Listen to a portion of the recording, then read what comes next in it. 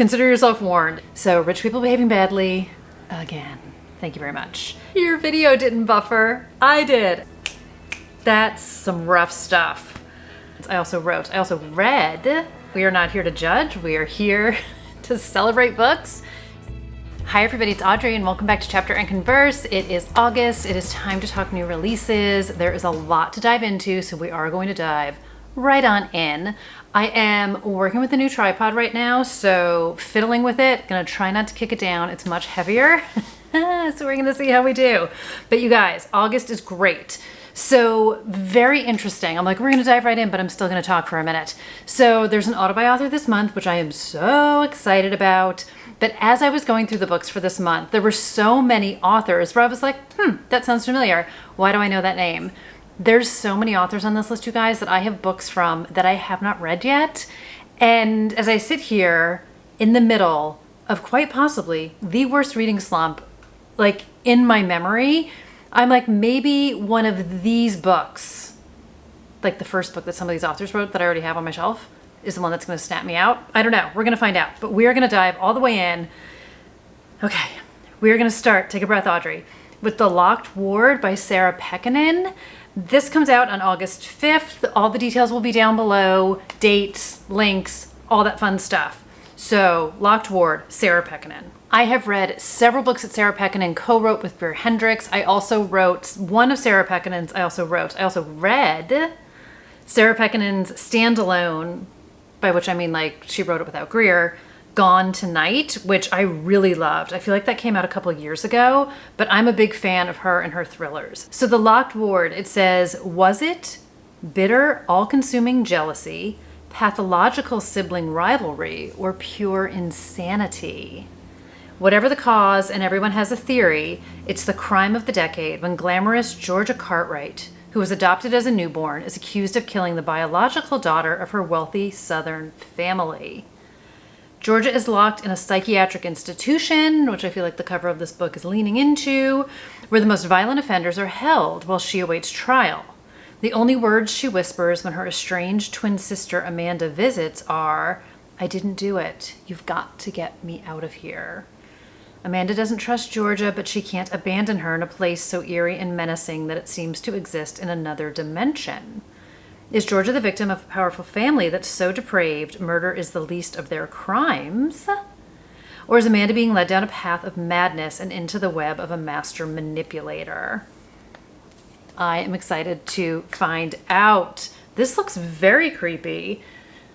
I feel like she can write like some very emotionally punchy books, but also super twisty. The Wife Between Us was hands down like one of my favorites when it came to the twist, and just like so masterfully done and so fun. So I'm very excited for this one. I will read whatever Sarah Pekkanen wants to put out there into the universe. Okay, next up. I feel like I should warn you because the cover of this book kind of makes me want to gag.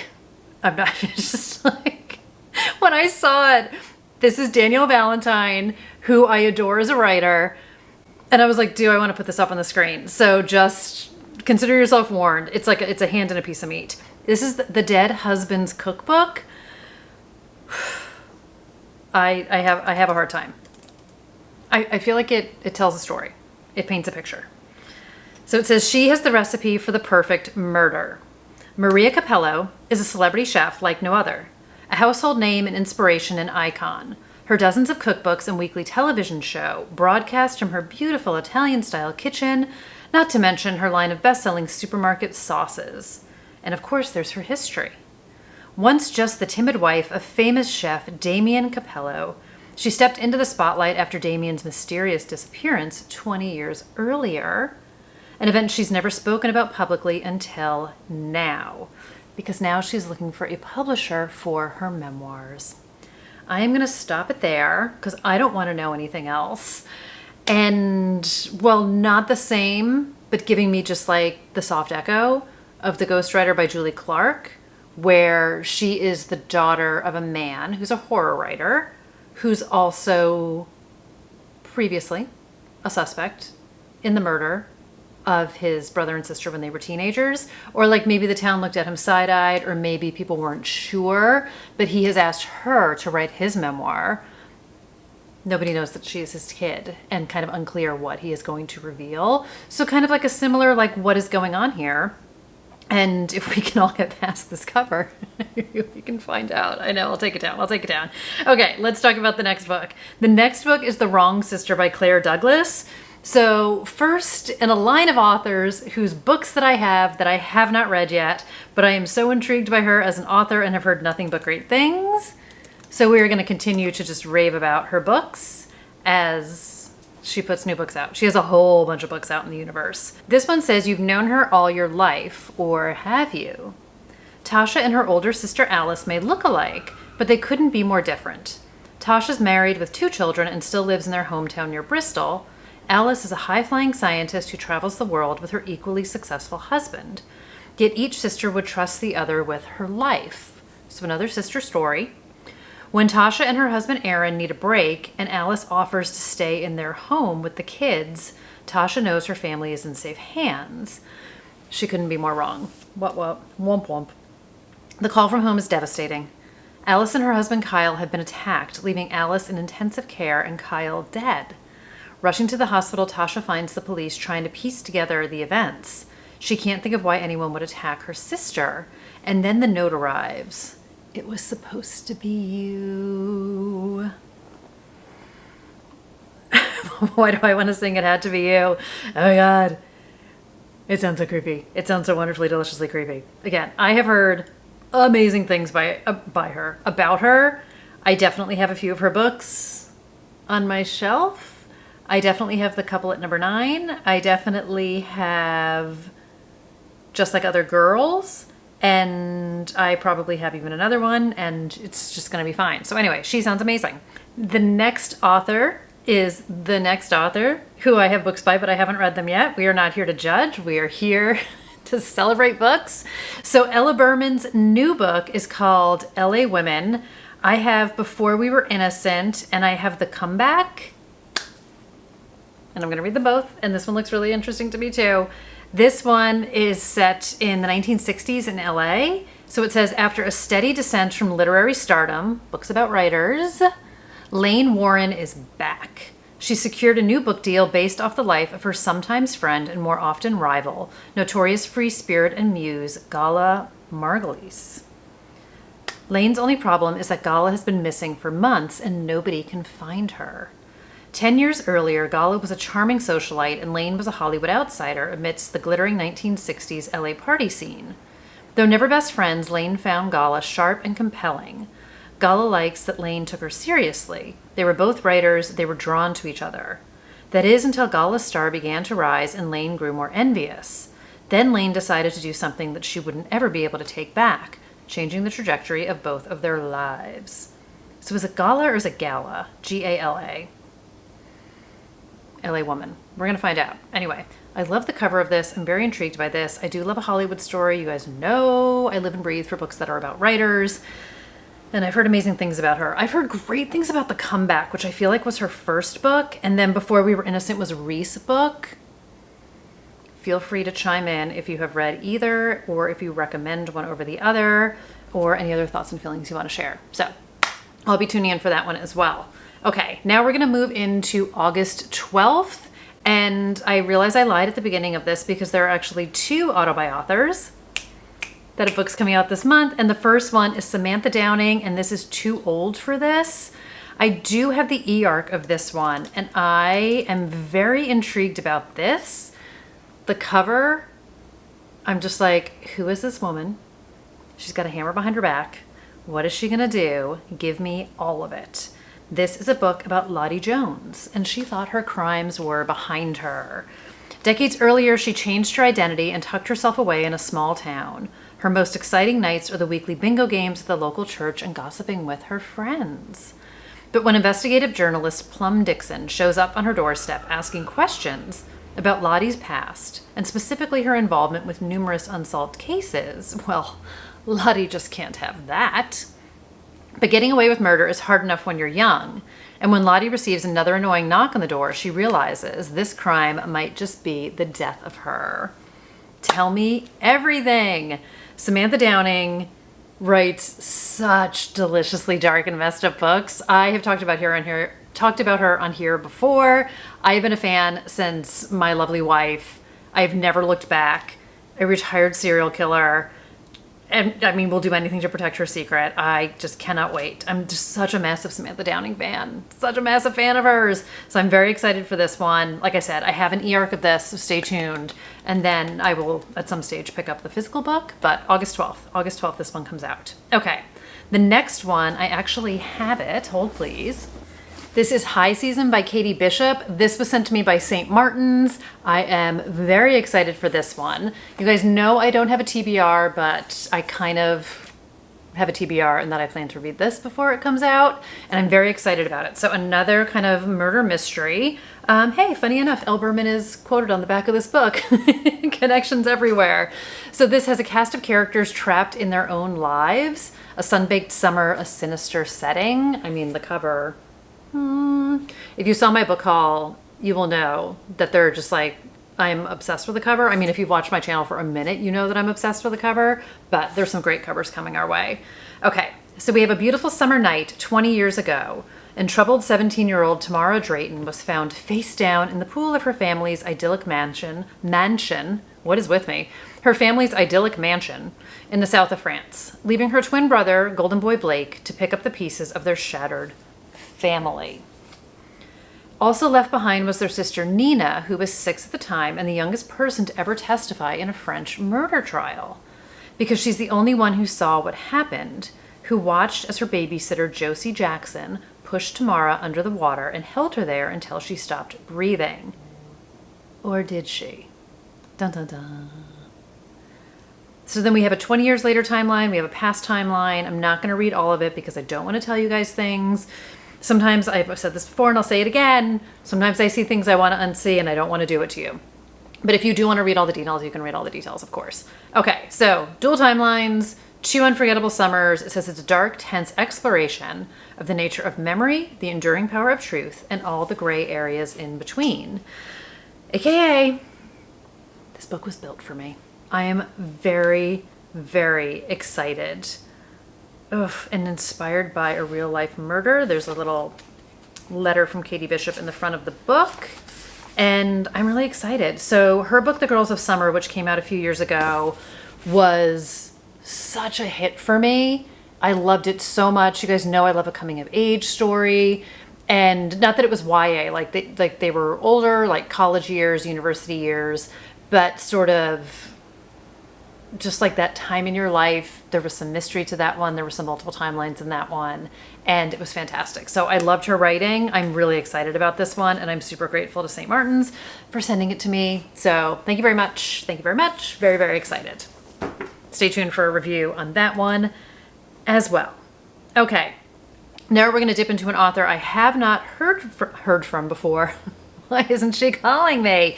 Let me check if this is the debut. This is called Upstanding Young Man, and this is by Shannon Doering. I really want to say Doherty right there. Full transparency, the title of this book is what caught my attention because it immediately reminded me of, I almost said Luckiest Girl Alive, Bright Young Women by Jessica Knoll, where the upstanding young man is kind of talking about what was pulled from the Ted Bundy trial. So like all of that kind of tying in together. Title caught my attention, then the cover caught my attention, and here we sit. Okay, so we are set in Chicago for this one, and a quiet suburb, and it says a star wrestler goes missing weeks before his high school graduation, shattering his mother's carefully curated image of domestic bliss. Meg Hart has taken great pains to create her perfect all-American family. It looks effortless, but that's because she's been so smart about it. However, on a brisk spring morning, weeks before his graduation, her son McLean goes missing. And as the investigation deepens, the police zero in on her as their perfect suspect. Tragedy has struck this family before, and all signs suggest that she is the source. Add in her elusive husband's strange behavior and inconsistencies in her story, and it becomes clear that she has plenty to hide. So then we're going to find out that McLean had some secrets of his own before he disappeared. And it alternates between Meg's perspective in the initial days of the investigation and McLean's in the hours leading up to his disappearance. It says, Upstanding Young Man is packed with relentless tension and short, fast-paced chapters. A lot of us love that. We appreciate that they're telling us that. That will keep us up all night. As someone who is, like I said, so deep into a reading slump, the way that I need a book that will keep me up all night, I'm in for it. I'm in for it. I mean, not that I want to wait a couple weeks to get out of my slump, but like, this is the kind of book. This is the kind of book. Very excited. Okay, and let me see. So this is actually her third novel. I feel like you learn something new every day, right? So she previously wrote a book called She Lies Close and Confess to Me. Who knew? I did not know. I'm excited to find her through this one. Okay, and then here we go to another author who I have a book on the shelf and I haven't read yet. We have She Didn't Stand a Chance by Stacy Gray. So I picked up She Left, which I haven't read yet. And I want to say it was Abby from Crime by the Book who featured it on her Instagram. And I was like, that sounds good. Again, if you've been here for half a minute, I am easily influenced by what other people are reading. I am a marketer's dream. Hi, my name is Audrey. I love talking about books. Tell me to buy something and I will run out and get it. I am here to support the authors. I am here to learn. I am here to be entertained. If you're just finding me, welcome. Welcome to the channel. Welcome to the video. Welcome to Chapter and Converse. I hope you would like to stay. I hope you'll stay. I hope you'll stick around. Okay, let's talk about She Didn't Stand a Chance by Stacy Gray. The cover, right? The cover. Love it. This is The Desert Heat Can Be Deadly, but nothing kills like a cold heart. I feel like I need to invest in like dun dun dun music rather than just the sound effects that I have. All right. We are here with Gertie, like E.T. Gertie hasn't seen her siblings since she was a toddler. Now she's back at the family home she barely remembers, summoned there to witness the reading of her father's will. Shockingly, Gertie stands to inherit a substantial portion of the family business and her father's prized Palm Springs home. I'm guessing that's on the cover. And no one is more surprised and angry about Gertie's inclusion in the will than her sisters and brothers. Sibling rivalry. We are trapped in a remote house that doesn't feel like home with siblings that don't feel like family. And Gertie is isolated in more ways than one. And when Audrey reads things she doesn't want to read, okay, so Gertie is suspicious that her father was murdered. Period. We're going to stop right there. So we're basically, can she survive this family reunion alive? I don't know if it's an and then there were none, despite the fact having read something, or if it's just going to be like siblings behaving badly. But I love me a rich person behaving badly, and I mean, would you stick around to get the house? I mean, can she not leave the house? I don't know. They're stuck in the desert. So we'll find out. We'll find out. I don't know. Looks good. I'm excited. And it's gorgeous. It's gorgeous. Okay. We are moving into, nope, we are still on August 12th. The next one is called Bless Your Heart, and this is by Lee Dunlop. So I saw the cover of this, loved. And then I saw that it was like for fans of Maycobb and Geneva Rose. Done. Again. I mean, I am very easily directed towards certain books. The pitch on this is motherhood and murder link 5 very different women when a working class detective clashes with wealthy moms in this upmarket thriller. So rich people behaving badly again. Thank you very much. Anderson Tupper, a member of one of Atlanta's richest families, has been murdered in the dugout of the Little League field. Oof, that's some rough stuff. As a diehard baseball fan, that's some rough stuff. All right, murdered in the Little League field where he was a volunteer coach. Sorry, Anderson. And it is up to Detective Shay Claypool, a single mom from the other side of town, to find his killer. So, with the exclusive area of Buckhead threatening to secede from the city of Atlanta and take its tax revenue with it, Shay is under pressure to solve the murder of one of Buckhead's own. Accustomed to handling drug dealers and prostitutes, she must now contend with an even more sinister group, the Buckhead Bettys, the insufferable, entitled women of Georgia's most affluent zip code. I kind of love it. This reminds me of the Geneva Rose book where they were in Atlanta. Okay, one of them might be a murderer, but who? Is it the old money queen of Buckhead, the mysterious new girl in town, or the drug-dealing trophy wife? It seems secrets and lies are as plentiful as luxury handbags in Atlanta, and everyone's guilty of something. Shay's investigation will make her examine her own prejudices and discover that, as women and mothers, she might not be that different from the Bettys after all. And if she isn't careful, they just might take her down with them. Tell me everything. So Lee is the screenwriter, trivia, of the hit Warner Brothers movie A Cinderella Story. Are we talking Hilary Duff and Chad Michael Murray right now? I feel like we are. I mean, we've all seen that one, right? I think this is her first book. She writes movies and books. No, she writes movies and books. This is her debut novel. What is happening? Why can't I read her bio here without tripping over it?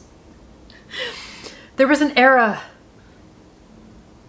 where I was down for some Chad Michael Murray. There was definitely an era for that. This is her debut. Okay. Another side note, she rated Jill Is Not Happy by Kara Ruda 5 stars. That one's on my list as one to read too. Okay, let's get it together. Let's bring it back. All right, we are moving on to August 19th, and it is Joy Moody. It is Joy Moody. The name of the book is Joy Moody is Out of Time by Karen Main. Karen is the author of Lenny Marks Gets Away with Murder. So if her name sounds familiar to you, perhaps that is why. And that is why it sounded familiar to me. I have that book. I haven't read it yet. We are okay. So it says another quirky and irresistible new crime novel.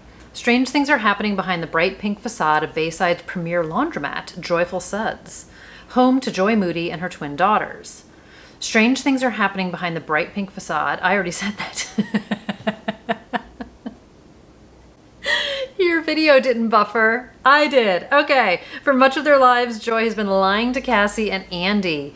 What started as a colorful tale to explain how the twins came to live with her grew over the years and was always something she meant to set straight. Joy really did think she had more time. Worse still, Joy is struggling to define the truth from the lies. The girls have long believed they are vital to the future and must stay hidden to stay safe. Joy has told them that their impending 21st birthday is significant. They will step into their roles as daughters of the future revolution, and life as they know it will change. What? Joy was right. Everything will change, just not in the way they expected. On Andy and Cassie's birthday, Joy Moody is found dead. Oh no, and her girls face a world they are not prepared for without their mother. Joy Moody is out of time in more ways than one. What is happening with this book? I did not see that coming. You guys know, if you can, at the risk of repeating myself, if you guys follow me, you know a lot of times when I'm doing research for books, it is a cover by, it is an author I know, and I'm just like, yep. I don't always read the full blurb on it. So that was not one that I saw coming. That is not one that I saw coming. All right, we will see. We will see. Sorry, Joy. That's some rough stuff. Also, the way I hate a laundromat. I hate a laundromat. I hated having to go to a laundromat. I really did. It was such a production. It was such a production. Okay, we're going to move on to the next book, which is called One Dark Night. This is by Hannah Rochelle. I want to say is how you say it. I'm sure someone will correct me if I'm wrong. Sorry, Hannah. So Hannah is also the author of The Search Party. Where are you? Haven't read it yet. It's okay. It's okay. Sometimes doing these videos inspires me to shop my shelf as much as it like inspires me to shop. Okay. It's the day after Halloween. A body is found. We're in a small British community and they have to reckon with the past and the dangers lurking in the present. Yes, please. A group of teenage students meet in the woods on Halloween near Sally in the Wood, a road steeped in local lore and rumored to be haunted by the ghost of a murdered girl. By the end of the night, one student will be dead. I mean, guys, this is exactly what I want in a book. This sounds exactly what I want in a book. Okay, so Rachel, the school guidance counselor, is trying to keep a handle on her increasingly distant teenage daughter, Ellie, while students and parents panic and mourn. Her ex-husband and Detective Ben, dealing with a personal crisis of his own, has concerns about his daughter's safety as he investigates the death of one of her classmates.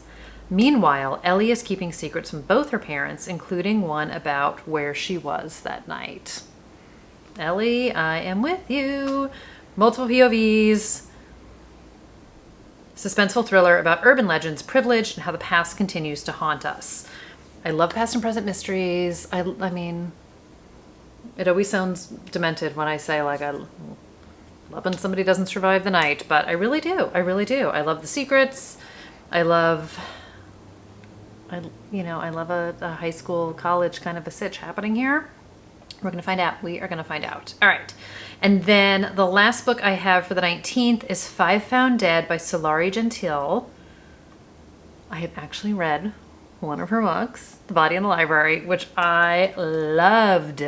That was set, The Woman in the Library. Sorry, The Body in the Library is Agatha Christie, The Woman in the Library. That was set in Boston. So it opens like in the Boston Public Library. I originally thought the whole story took place in Boston Public Library, but it does not. But it is a crucial part of the opening of that. And I loved that book so much. And I promised myself I was going to read more by her, and I haven't yet. But here we go. She writes a lot of books about writers, including The Woman in the Library. And now her new book is also about writers. How did I lose the page? All right, we're back. So not only is it a book about writers, we're also on a train. So everybody on this train is a suspect. Riley Sager's New with a Vengeance. I don't know, Orient Express. We've got things on a train here. So on a train, there's only so many places to hide. We have crime fiction author Joe Penvale. I'm gonna go with Penvale. Has won the most brutal battle of his life. Now that he has finished his intense medical treatment, he and his twin sister Meredith are boarding the glorious Orient Express in Paris. Yes, hoping for some much needed rest and rejuvenation. Meredith also hopes that the literary ghosts on the train will nudge Joe's muse awake, and he'll be inspired to write again. And he is. After their first evening spent getting to know some of their fellow travelers, Joe pulls out his laptop and opens a new document. Seems like this trip is just what the doctor ordered. Joe is in so much trouble, right? And then some. Like just what the doctor ordered and then some. Okay, next morning. Joe and Meredith are shocked to witness that the cabin next door has become a crime scene, bathed in blood, with no body in sight. The pair soon find themselves caught up in an Agatha Christie-esque murder investigation. I'm not going to read anything else to you guys. So, they need to find the cunning killer before they reach the end of the line. I love it. I love it. There is another book where they're on a train, and I can't think of the name of it.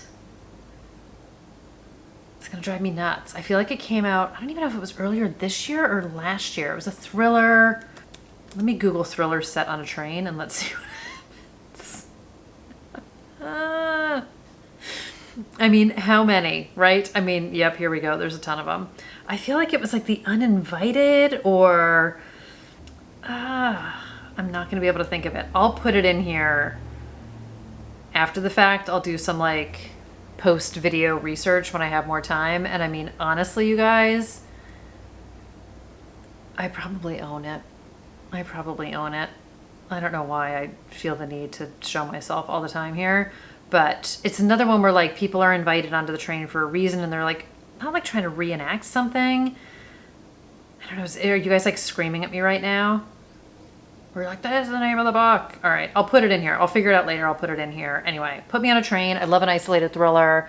I love an homage to Agatha Christie. I love her writing. I love a book about a writer. All the things, all the things, all the things. Okay. And then we are going to round out the month with 3 amazing books. Not that I've read any of them yet, but you know, I've got high hopes and I feel like I've got a sixth sense about this kind of thing. Okay. Autobuy author number 2 for August. We have Stacy Willingham is back, you guys, and her book is called Forget Me Not. I also have an e-arc of this one, which I'm absolutely going to read. I cannot wait. I saw Stacy at Thriller Fest this year, and it just got me like reinvigorated. She did not have a book come out last year. She had a baby last year, but she did not have a book come out last year. So I'm definitely like thirsty for this one. And we have 22 years ago, Claire Campbell's older sister Natalie disappeared shortly after her 18th birthday. Days later, her blood was found in a car, a man was arrested, and the case was swiftly closed. In the decades since, Claire has attempted to forget her traumatic past by moving to the city and climbing the ranks as an investigative journalist, until an unexpected call from her father forces her to come back home and face it all anew. So we're going to get past and present mysteries. We're going to have a reluctant return home. Like, I don't want to say anything, you know. I'm not going to say it. I'm not going to say it. I'm not going to say things that I love about when people die in books. Okay. So we have an entire summer now looming ahead, a summer spent with nothing to do in her childhood home with her estranged mother. So Claire decides on a whim to accept a seasonal job at Galloway Farm, a muscadine vineyard in coastal South Carolina. Get it, girl. In coastal South Carolina, less than an hour away from where she grew up. At first glance, it's an idyllic escape for Claire, a scenic retreat of slow-paced nostalgia, as well as a place where her sister seemed truly happy in that last summer before she vanished. So we all know Claire's going to start looking into her sister's disappearance. So as soon as Claire starts to settle in, she stumbles across an old diary written by one of the vineyard's owners, and what at first seems like a story of young rebellion and love turns into something much more sinister as it begins to describe the details of various unsolved crimes. As the days stretch on, Claire finds herself becoming more and more secluded as she starts to obsess over the diary's contents. I love a secret diary! As well as the lingering feeling that her own sister's disappearance must somehow be tied to it. Again, if you've been here, you know. Flicker in the Dark rocked my world in such a way. I am sitting here kicking myself for not having brought that to Thriller Fest with me and having Stacy sign it. I loved that book, and I have ripped through everything else she wrote. That book, just from the jump, I was like, this is an author I'm obsessed with. This is an autobiography for me. She is absolutely incredible. I'm very excited for this one. Another gorgeous cover, which initially I didn't realize this is actually like the front of a car. If you look at it, you can see the headlight. I'm doing this without having the picture on the screen with me right now, but I think it's gorgeous. I cannot wait. I will be reading this one before the month is out, before the month of August is out. You're going to be seeing this in August, so that's all going to make sense. Anyway, stay tuned. I will be reviewing that one. Okay. And then we have Doll Parts by Penny Zang. This one really grabbed my attention as well. So we get a dual timeline suspense following one woman as she begins to uncover the truth of the death of her estranged best friend and the Sylvia Plath adorning sad girls they attended college with decades ago, all while holding a secret that will slowly unravel her new suburban dream life. Yes, please. Yes, please. For best friends Nikki and Sadie, college was supposed to be a fresh start, a way to blast Courtney love from car speakers and leave their youth behind.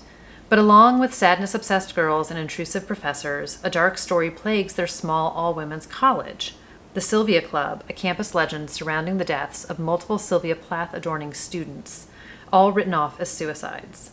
Aspiring writer Nikki finds herself drawn to the tragic tales, so much so that dead girls begin to haunt her dark imagination. As she digs deeper, Nikki soon suspects there's much more to the story, a suspicion that will lead to a tragedy of its own, one that will tear her and Sadie apart. It's been nearly 20 years since Sadie last saw her estranged friend, and Nikki is now dead. When Sadie ends up pregnant by Nikki's grieving husband not long after the funeral, she finds herself stepping into her ex-best friend's seemingly perfect life. This is like a simple favor. But the longer Sadie lives in Nikki's eerily preserved home, the more she sees her appear. And soon she's convinced that Nikki is sending her clues from beyond the grave, because it seems Nikki never stopped looking for answers about what happened to the girls of the Sylvia Club, and she may have been its latest victim. I don't think this has anything supernatural in it based on how it's like genre classified, which, let's be honest, we're not going to put all our eggs in Goodreads basket, especially not with their new logo. But ghosty or not, I am here for all of it, and I am obsessed. I'm wondering, it doesn't like say a timeline in the blurb, but if they're blasting Courtney Love, are we in the 90s? Please tell me we are. Or are they just fangirls of Courtney Love and Hole? I need to know. But it's not listed as historical fiction, which makes me feel a little bit better, because if it was in the 90s, it would be. But either way, I'm totally... My camera cut me off because I was recording too long. Okay, I don't know where it cut me off. So what I was saying is, I don't know if we're set in the 90s, but I really hope that we are. And Doll Parts is obviously a Hole song, so we will find out once I get into it what the what is with this book, but I am very excited about it. And then the last book, just by another author who I have 2 books from and have not read yet, but I am still eagerly just gonna gobble up the next one, by which I mean I'm gonna buy it. Scream at me all you want, you guys. This is called The Break-In, and this is by Katherine Faulner. So she wrote Greenwich Park, which I have over here, and then I want to say The Other Mother, or Other Mothers, is her other book. I could get an answer quicker if I could type faster. The Other Mothers. This cover deviates from her first 2 covers, which I have to say I really liked very much, but we're not going to judge a book by its cover all the time. The Break-In, Katherine Faulner. Okay. After killing an intruder in self-defense, a wealthy London mother must unravel a terrifying mystery. Alice, a professional mother of 1, is hosting a play date with friends at her upscale London home when a disturbed man breaks in. With her child in the next room, Alice panics and kills him, an act later ruled to have been in self-defense. Everyone tries to encourage Alice to move on with her life, but the strange comments appearing online, a mysterious phone call telling her all is not as it seems, and her husband, nanny, and friends behaving strangely, Alice finds herself drawn to the mystery of who her intruder really was. As she digs deeper, she discovers a trail of dark secrets that spiral closer to home than she ever could have imagined. This is the kind of blurb I like. It gives you enough to pull you in, but it doesn't tell you things you don't want to know. How freaking terrifying. How terrifying, how terrifying, how terrifying. I'm, of course, 100% in. I don't love a break-in book. Those definitely kind of freak me out more than they don't freak me out. But, you know, right place, right time. I will be here for it. I mean, if anybody read Night Watching, then you know. And what was the Taylor Adams book? The Last Word? Famous Last Words is Gillian McAllister. I think The Last Word, that one also freaked me all the way out. So right place, right time. I'm totally in for it.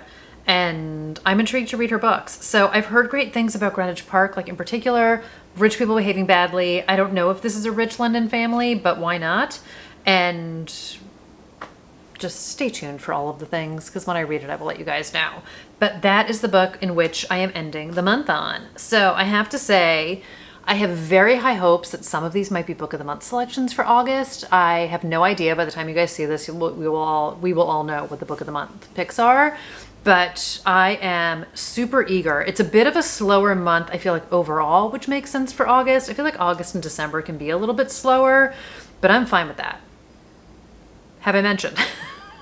Knee deep in a reading slump. I have not finished a book in weeks. I have started a whole bunch of books, and this is one of those cases where, like, it's not the book, it's me. This is a Taylor Swift situation. I'm the problem, it's me.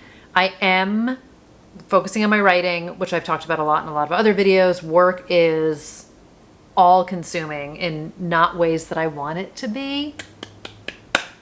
And I have not had the brain power or the bandwidth to be able to focus on reading, like, at all. And I hate it. I hate it for me.